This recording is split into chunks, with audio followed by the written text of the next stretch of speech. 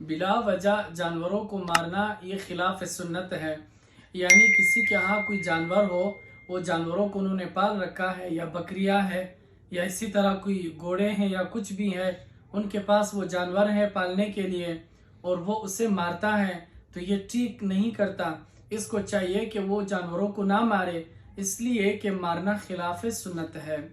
جانوروں کو ذبح کرتے وقت ان کے راحت کا خیال رکھنا یہ سنت ہے۔ اسی طرح جانوروں کو نشانہ بنانا یہ خلاف سنت ہے۔ کوشش کرے کہ جانوروں کو نشانہ نہ بنایا کرے، یعنی جانور ویسی جا رہے ہوتے ہیں، آپ اسے نشانہ بنا کر مار دیتے ہیں، اس طرح مارنا یہ خلاف سنت ہے۔ اور جب ذبح کرنے کا وقت ہو حلال جانوروں کو، تو اس وقت ان کے راحت کا خیال رکھنا یہ سنت ہے۔ یعنی جانوروں کا اتنا خیال رکھنا چاہیے کہ دیکھیں کچھ تو حلال جانور ہے اور کچھ جو ہے وہ نجس جانور ہے۔ جیسے کتا جو ہے وہ ایک نجس جانور ہے، لیکن اس کو بھی پانی پلانے سے ایک عورت کی جو ہے وہ مغفرت ہوئی، یعنی بخشش ہو سکتی ہے۔ آپ اگر اللہ تعالیٰ کے جانوروں پر، جو اللہ تعالیٰ کے جتنے بھی حیوانات ہیں، ان کا آپ خیال رکھیں گے، چاہے وہ نجس جانور ہو، چاہے وہ حلال ہو یا مردار جانور ہو، ان سب کا خیال رکھنا، اور ان خیال رکھنے سے یہ بھی فائدہ ہوگا کہ ہو سکتا ہے کہ آپ نے اس قدر اس کا خیال رکھا کہ اللہ تعالیٰ نے آپ کی مغفرت کر دی۔ اور جب جانوروں کا دودھ نکالا جائے، یعنی وہ جانور جو دودھ دیتے ہیں، ان کا دودھ نکالتے وقت ان کا پورا دودھ نکالا جائے۔ ایسا نہ ہو کہ ان میں کوئی آپ کو خیال نہ رہا، یا آپ جان بوجھ کر اس کا تھوڑا دودھ نکال لیتے ہیں، تھوڑا سا دودھ دو لیتے ہیں، باقی چھوڑ دیتے ہیں۔ اس طرح نہیں کرنا چاہیے، بلکہ آپ کو چاہیے کہ دودھ نکالتے وقت جانوروں کا پورا دودھ نکالا جائے۔ اسی طرح جانوروں کے چہرے پر مارنا یہ ٹھیک نہیں ہے۔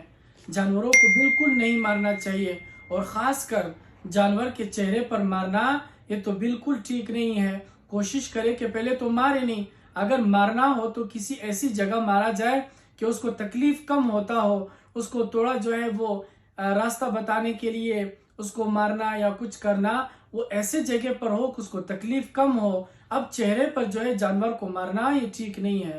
اسی طرح جانوروں کی خدمت کرنے پر بھی ثواب ملتا ہے، یعنی جو شخص جانوروں کی خدمت کرتا ہے، جانور پال رکھے ہیں اور بعد میں ان جانوروں کا خیال رکھتا ہے، اس کو نہلا دہلا کر صاف رکھتا ہے اور ان کی خدمت کرتا ہے، اس پر بھی ثواب ملتا ہے۔ اگر کسی کے پاس کچھ ایسے جانور ہیں کہ ان پر وہ سواری کے کام بھی آتے ہیں، کچھ جانور تو اس کے لیے خاص ہوتے ہیں کہ ان پر لوگ سواری کرتے ہیں، جیسے گھوڑا ہے، گدھا ہے، اور بھی اسی طرح کے جانور ہیں کہ ان پر لوگ سوار ہوتے ہیں۔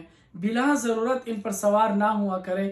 اگر ضرورت ہو تو ٹھیک ہے، بلا ضرورت ان کو تکلیف ہوتی ہے، ہر دفعہ آپ اس پر سوار ہو کے جاتے ہیں۔ جیسے انسان نہیں چل سکتا، جانور بھی تو اللہ نے ایسا ہی بنایا ہے، فرق تو کچھ بھی نہیں رہا، یہ بھی جاندار ہے اور وہ بھی جاندار ہے۔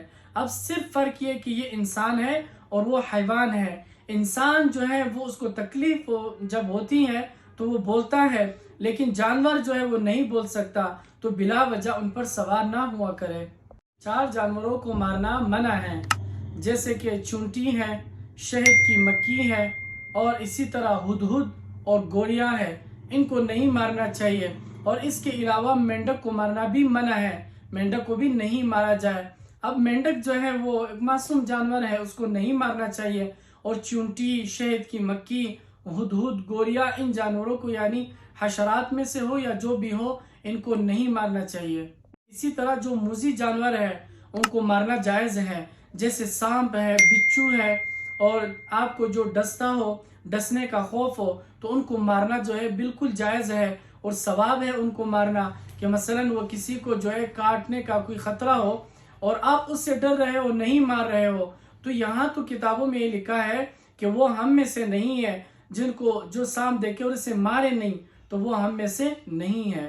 اسی طرح جو موذی جانوروں میں سے ہے، سانپ ہے، بچھو ہے، ان کو ہر حال میں جو ہے قتل کرو، یعنی مار دو ان کو۔ بچھو کو جو ہے وہ نہیں چھوڑا کرو، کیونکہ وہ خطرناک ہے، وہ لوگوں کو ڈستا ہے تو اس سے تکلیف ہوتی ہے، لوگوں کو جو ہے وہ تکلیف ہونے کی وجہ سے سانپ بھی ڈستا ہے۔ کچھ لوگ تو ایسے ہوتے ہیں کہ وہ خطرناک ہوتے ہیں، ان کا زہر وہ مر جاتے ہیں، تو اس لیے جب بھی ان کو دیکھو تو فوراً ان کو قتل کیا کرو، یعنی مار دیا کرو.